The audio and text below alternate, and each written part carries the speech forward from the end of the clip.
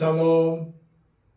세상이 줄 수 없는 평강을 우리에게 주시는 하나님 앞에 예배하는 여러분들을 축복합니다. 기도하겠습니다. 하나님 아버지, 간밤에도 우리를 평강 가운데 인도하여 주시고 또 이렇게 평강한 하루를 주셔서 우리에게 예배케 하심을 감사합니다. 오늘도 우리에게 평강을 주시는 하나님과 동행하길 원합니다.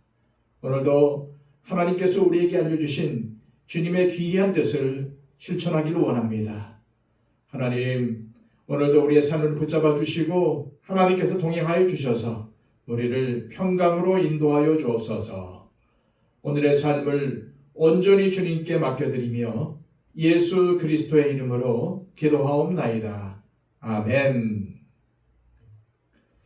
찬송가 66장 다 함께 찬양하겠습니다.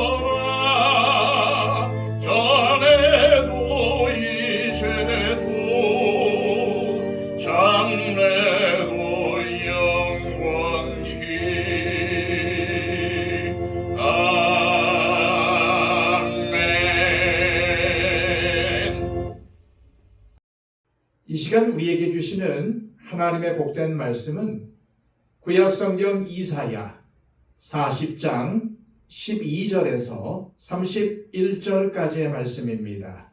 구약성경 1015쪽입니다.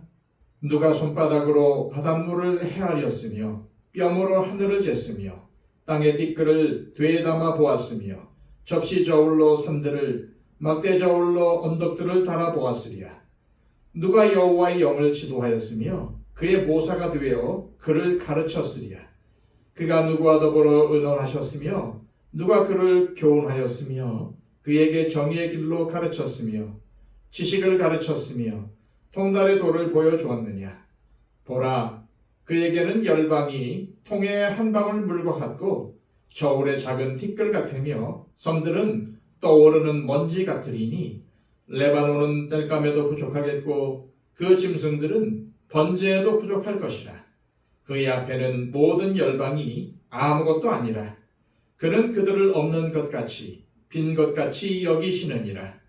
그런즉 너희가 하나님을 누구와 같다 하겠으며 무슨 형상을 그에게 비기겠느냐. 우상은 장인이 구워 만들었고 장색이 금으로 입혔고 또 은사슬을 만든 것이니라. 공핍받은 자는 거제를 드릴 때에 썩지 아니하는 나무를 택하고 지혜로운 장인을 구하여 우상을 만들어 흔들리지 아니하도록 세우느니라. 너희가 알지 못하였느냐? 너희가 듣지 못하였느냐? 태초부터 너희에게 전하지 아니하였느냐? 땅의 기초가 창조될 때부터 너희가 깨닫지 못하였느냐? 그는 땅이 공창에 앉으시나니 땅에 사는 사람들은 메뚜기 같으니라. 그가 하늘을 차일같이 펴셨으며 거주할 천막같이 치셨고 귀인들을 패하시며 세상의 사사들을 헛되게 하시나니 그들은 겨우 심기고 겨우 뿌려졌으며 그 줄기가 겨우 땅에 뿌리를 박자 곧 하나님이 입김을 부시니 그들은 말라 회오리 바람에 불려가는 촉에 같도다. 거룩하신 이가 이르시되 그런즉 너희가 나를 누구에게 비교하여 나를 그와 동등하게 하겠느냐 하시니라. 너희는 눈을 높이 들어 누가 이 모든 것을 창조하였나 보라. 주께서는 수효대로 만상을 이끌어내시고 그들의 모든 이름을 부르시나니 그의 권세가 크고 그의 능력이 강함으로 하나도 빠짐이 없느니라. 야곱아, 어찌하여 네가 말하며 이스라엘아, 내가 이르기를 내 길은 여호와께 숨겨졌으며 내 송사는 하나님에게서 벗어난다 하느냐. 너는 알지 못하였느냐? 듣지 못하였느냐? 영원하신 하나님 여호와 땅끝까지 창조하신 이는 피곤하지 않으시며 곤비하지 않으시며 명철이 한이 없으시며 피곤한 자에게는 능력을 주시며 무능한 자에게는 힘을 더하시나니 소년이라도 피곤하며 곤비하며 장정이라도 넘어지며 쓰러지되 오직 여호와를 앙망하는 자는 새 힘을 얻으리니 독수리가 날개치며 올라감 같을 것이요 다른 박질하여도 곤비하지 아니하겠고 걸어가도 피곤하지 아니하리로다. 아멘.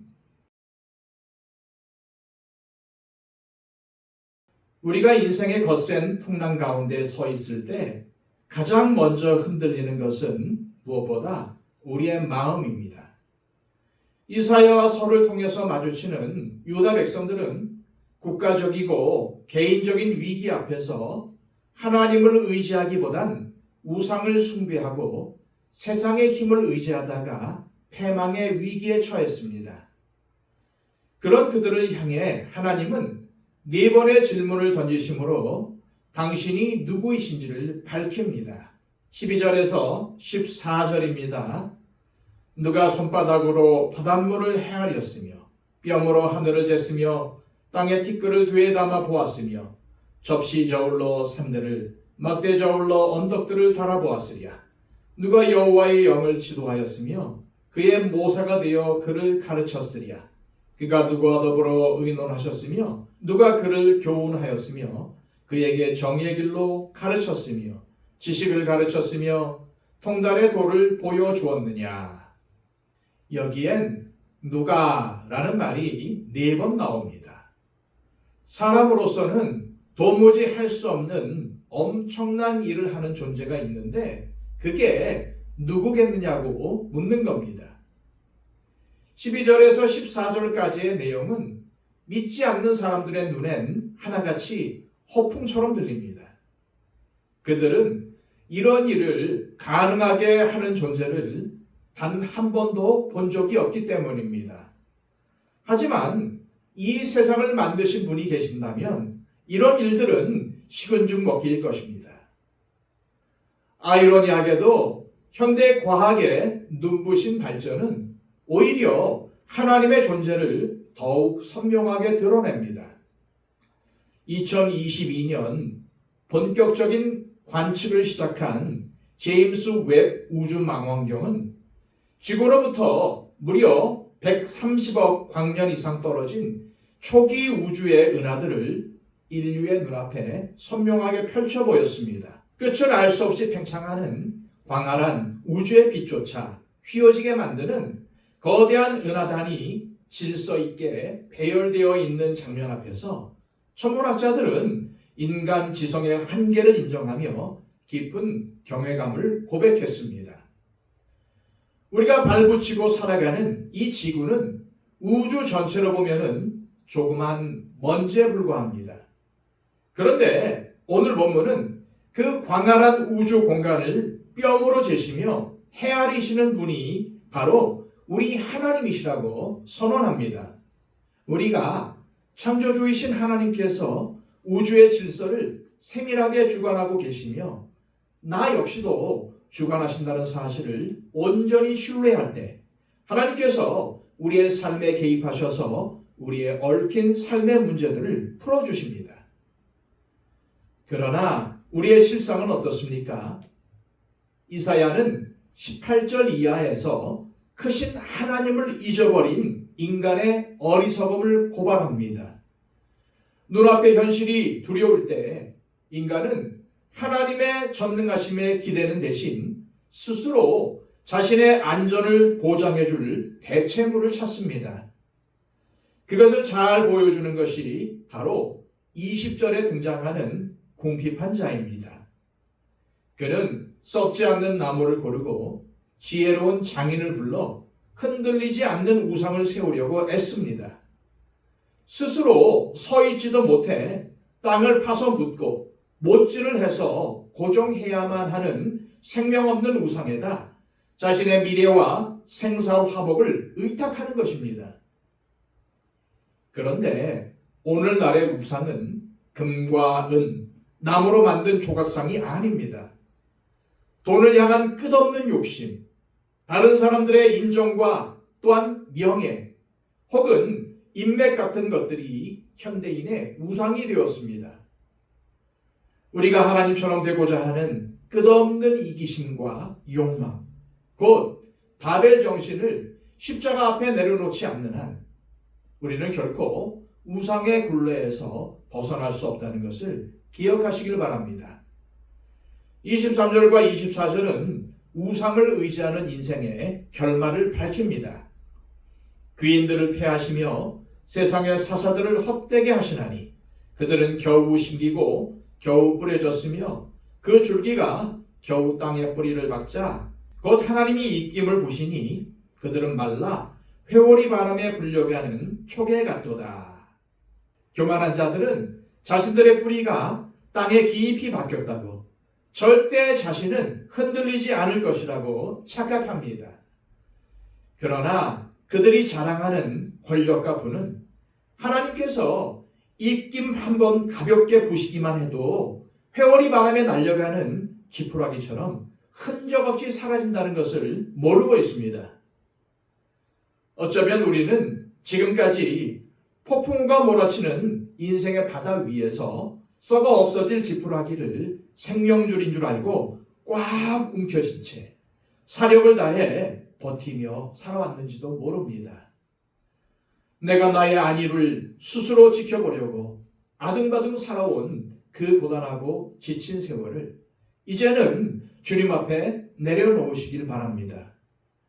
하나님 앞에서는 스스로 강해지려는 자는 무너지고 자신의 약함과 부족함을 인정하며 나아오는 자는 세움을 얻습니다. 그래서 하나님께서는 26절을 통해 너희는 눈을 높이 들어 누가 이 모든 것을 창조하였나 보라고 말씀하십니다. 답답하고 꽉 막힌 현실 너머에서 역사하시는 하나님을 바라보라는 말씀입니다. 눈을 들어 하늘을 보는 것, 이것이 바로 기도의 시작입니다. 기도는 단순히 내 필요를 아뢰는 것을 넘어 나의 좁은 시야로 세상을 보는 시도를 거두고 만상을 수요대로 이끌어내시는 크신 하나님께 내 영혼의 채널을 맞추는 것입니다.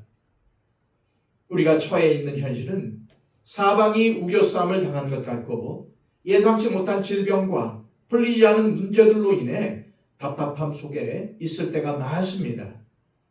그러나 눈을 들어서 하나님께 우리의 시선을 고정할 때 이 세상을 다스리시는 하나님의 권능의 손길이 지금 나를 단단히 붙잡고 계심을 알 수 있게 됩니다.